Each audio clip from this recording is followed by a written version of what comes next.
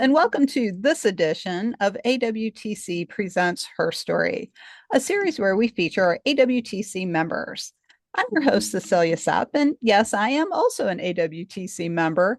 And in this edition, we are pleased to welcome Catherine Hackney, and she's going to share a little bit about herself and her background. So, Catherine, welcome to Her Story.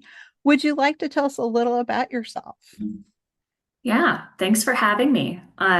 I am Catherine Hackney. I live near Denver, Colorado. I've been working with professional associations for over 12 years now, and only found AWTC 3 or 4 years back, but really glad that I did. Oh, that's great. Because AWTC has been around just a little bit longer than that. Good. That's great. So you mentioned that you do work with associations. How did you get started working with associations? Yeah, good question. When I got out of college, I went into work first at a big corporation, a big for-profit company that very quickly I realized was not a good fit for my personality. So uh, I started job searching and essentially looking for nonprofit specific type of work and got a job at an association in Colorado pretty quickly and realized very fast that that was so much more a fit for what I like to do, the type of work that I cared about doing. And I've essentially stuck with working directly with associations ever since. And that was 12 years ago at the Medical Group Managers Association. So I very much appreciate them giving me my foot into the door with associations, as well as my first initiation with online communities for professional associations. So I'm curious, did you know what associations were before you got your first job at one? I knew what they were, right? I'd certainly heard of like the American Medical Association or the larger ones that are out there, but I definitely didn't realize how many associations existed in the US or just in the world. Uh, but nowadays, there's one for every possible profession, it feels like, every possible credential. So that's great. There's such a variety out there. So I've certainly learned a lot since starting to work with them, but I never realized the breadth and depth that are out there. Oh, that's great. Building on what you just said, Catherine, about how many associations are, I kind of laughed, that old saying, there's an app for that. There's an association for that. So that's so true. What a great observation. So you've been working in the profession for quite a while now. So can you share a story with us or an example about a time you felt really good about your work? Yeah, so the kind of work that I do is consulting with professional associations and trade associations for their membership online communities. So through that work, I find it incredibly rewarding, really, when we're seeing members post in the community about the value that they're getting from participating. Um, that's just, I don't know. Essentially, that's why I do it. I very much like that an online community is something that is accessible. You know, it's not an in-person conference that happens once a year. It's around all year. And all of your members from any location can access the community to network and professionally develop themselves and even volunteer and get mentoring. So when members are sharing about the value that they're getting from that online space, it lets me know that the work I've been helping the association to do is worth it. And it happens more than you would think, where a member is just like, oh, thanks for this community. You know, I asked my question, got a lot of good advice and feedback, and made my day job easier. And it's like, yep, that's why I do my day job. So glad to see that happen. Yeah. Oh, I love it. That's a great story. And I think, like you, that online communities are a real benefit for people who join associations. Technology gives us so much. So, speaking of technology, what advice helped you on your journey as a woman in tech? And it sounds like you have a lot of experience since you work with online communities. Yeah, it's a good question. some of the best advice early on when I just wasn't super sure about what I was doing or if I was doing the right thing came from my father, right? So thanks to him for pushing me in the right direction, but to take risks, right? To be comfortable taking some risks professionally, realizing that even though something feels like a risk, it might not actually be as big as it feels at the beginning.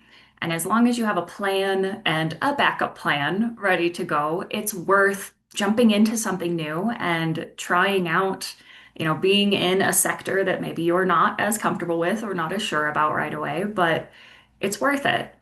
Taking those professional risks is very much worth it. And just going for it, right? Also, a past manager, um, just, yeah, when you get people who act as mentors and can encourage you and let you feel like you are good enough to do this type of work, or as a woman in technology, or anything like that. Sometimes it was myself that would be my own roadblock. So having others around me that were encouraging and helping to remember, hey, take the risk, just go for it. What's the worst that could happen? And I'm very thankful that I have. Well, I think that's great advice from your father about risk because too many of us are risk averse, and most decisions weren't they're not going to end badly. It it'll either work or it won't. So that's great advice to share. So you really are in the middle of technology and how we connect using these tools today. So where do you see technology leading associations in the future? That's a great question because an online community platform is just one piece of the tech stack of an association, right? But it really does help to make associations and staff of associations more effective.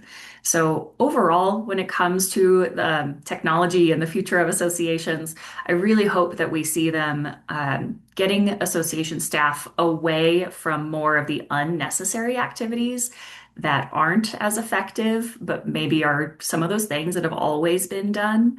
And it helps to give us the data and the tools to move toward activities that actually align with member needs and those values of the association so that we're delivering more tangible value, of course, and using integrated data strategies with the full tech stack, right? Integrate the different platforms together so that we're looking at the full story to bring the most value we can for the membership so that they renew, right? That's the goal at the end of the day.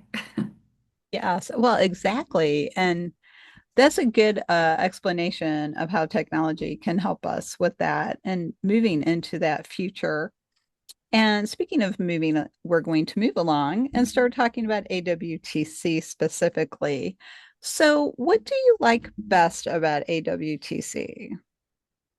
I like best about AWTC the networking, right? Mhm. First and foremost, it's a really great group of supportive people. I really appreciate that it includes allies as well. It was one of the allies that actually introduced me to AWTC and got me in the group. So I'm thankful for that. But also, right, it's kind of known that women are the majority of staff at associations, but there's still this assumption that when it comes to technology professionals, it's more of a male domain, essentially. That is a pervasive attitude. And I like that AWTC is working toward changing that. And well said. That is very much what the mission is.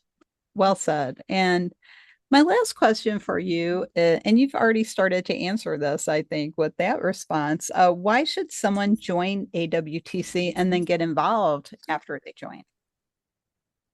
Yeah, it's worth joining to, again, help create that awareness of the women who are in tech, working with associations and helping to promote and enhance each other's and your own skills in the profession as well, lifting each other up professionally, right? I love AWTC because it is an online community essentially, where exactly like the work that I do every day of bringing value to members of associations. it is bringing value to all of the members, not just women, but all the members who join AWTC as well. So the more people who join, the more value there is to be shared, and the more people to lift each other up in that kind of a supportive environment. So I definitely encourage others to join and be part of the organization. Well, thank you, Catherine. That is a great closing comment, and it's been a wonderful interview. So thanks for joining me on this edition of Her Story. So that is this episode. Please check out our other episodes of Her Story. You can find them on the AWTC website, awtc.tech. You can also find them on our YouTube channel. Just search for AWTC videos, and you can find our whole library of episodes online there as well. If you would like to find out more about AWTC, do check out our website again, awtc.tech, and go to our events page to find out what we have planned for the next few months. Most of our events are online, which Catherine loves, and they're no fee for most of the events. So please check them out. Everyone is welcome to join those events and see what we're about and what we do. We do have a membership form you can fill out if you want to officially join. And there's no fee to join AWTC. We're just looking for your commitment and your ideas and your energy. And we do communicate quite a lot through our Slack community, so we stay in touch on a daily basis. We also have a vibrant awards program at AWTC, and check that out as well on our awards page. If you have questions about AWTC, check out that website and fill out our contact form. So thanks again for joining us for this edition of Her Story, and we will see you next time.